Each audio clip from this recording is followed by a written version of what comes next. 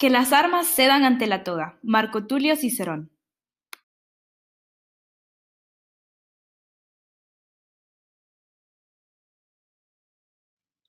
La justicia universal. Cuando hablamos de la justicia universal, nos referimos a un principio jurídico aplicable en el derecho penal, respecto a la jurisdicción para juzgar delitos que afecten a la comunidad internacional. La justicia universal se basa en 3 puntos. Se considera únicamente la naturaleza del crimen y no el lugar donde fue cometido. No se considera la nacionalidad de la víctima. Y por último, no se considera ningún otro vínculo con el Estado que ejerza la jurisdicción.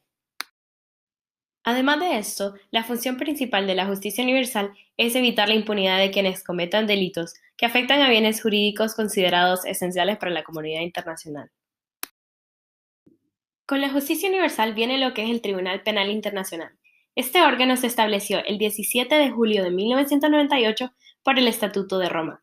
Con su fundación, se estableció que su única competencia en el ámbito personal es la responsabilidad penal de las personas físicas.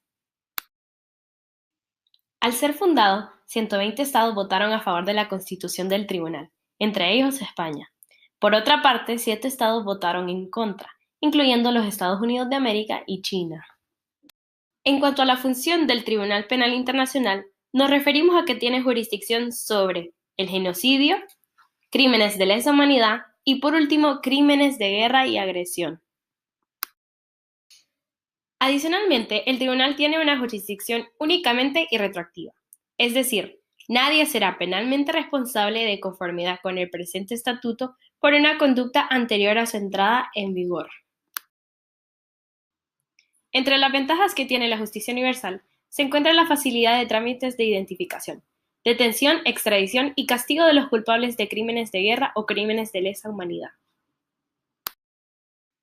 Uno de los casos más polémicos tratados en el Tribunal Penal Internacional es el de Tomás Lubanga, líder de la guerrilla congoleña Patriotas Congoleños.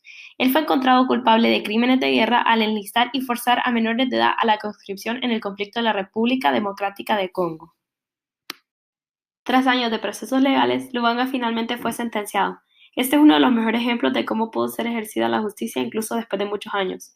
Del mismo modo, vemos cómo incluso un país de bajo desarrollo está comprometido con la justicia internacional. Claro ejemplo del deseo de superación y de justicia de un pueblo desolado por años de guerra civil y deseos de paz. Entre las desventajas de la justicia universal, se establece que tiene numerosos límites. Por ejemplo, solo se puede juzgar crímenes de guerra y agresión, crímenes de lesa humanidad y genocidio. Adicionalmente, tiene límites temporales. Únicamente tiene jurisdicción por crímenes cometidos después de que el tribunal entró en vigor.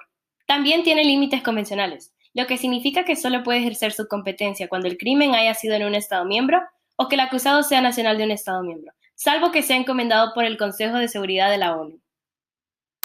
Además, tiene límites políticos. El Consejo de Seguridad puede pedir al tribunal que no inicie o suspenda un enjuiciamiento por 6 meses renovables. También tiene límites derivados del principio de oportunidad, es decir, que la Corte puede inadmitir un asunto porque no lo estima de gravedad suficiente y el fiscal puede desistir de la investigación si considera que no es relevante en el interés de la justicia.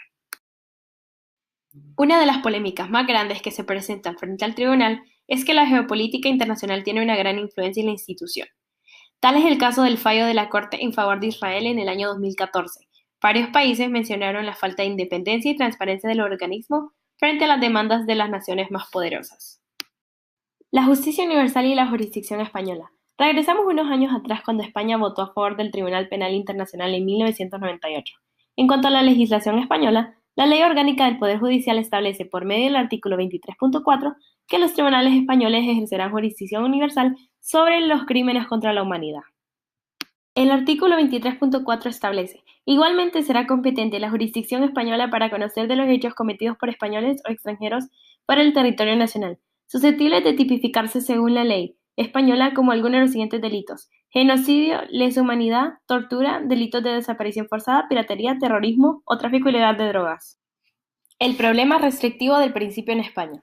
En general, se entiende que la ejecución del principio de justicia universal debe estar limitada por razones de seguridad jurídica. En el caso de España, estas restricciones están contempladas en la Resolución 327 del 2003, promulgada por la Segunda Sala del Tribunal Supremo. El problema radica en que el contenido del anterior documento podría contradecirse con el artículo 23.4a de la Ley Orgánica del Poder Judicial. se produce una vulneración al derecho fundamental a la tutela judicial efectiva, en su modalidad de acceso a la jurisdicción. En conclusión, después de todo lo presentado, podemos asegurar que la justicia universal es un elemento clave. Como diría Conde Pumpido, jurista español y magistrado del Tribunal Constitucional, el ejercicio de la jurisdicción universal contribuye a la consecución de un mundo más justo y seguro.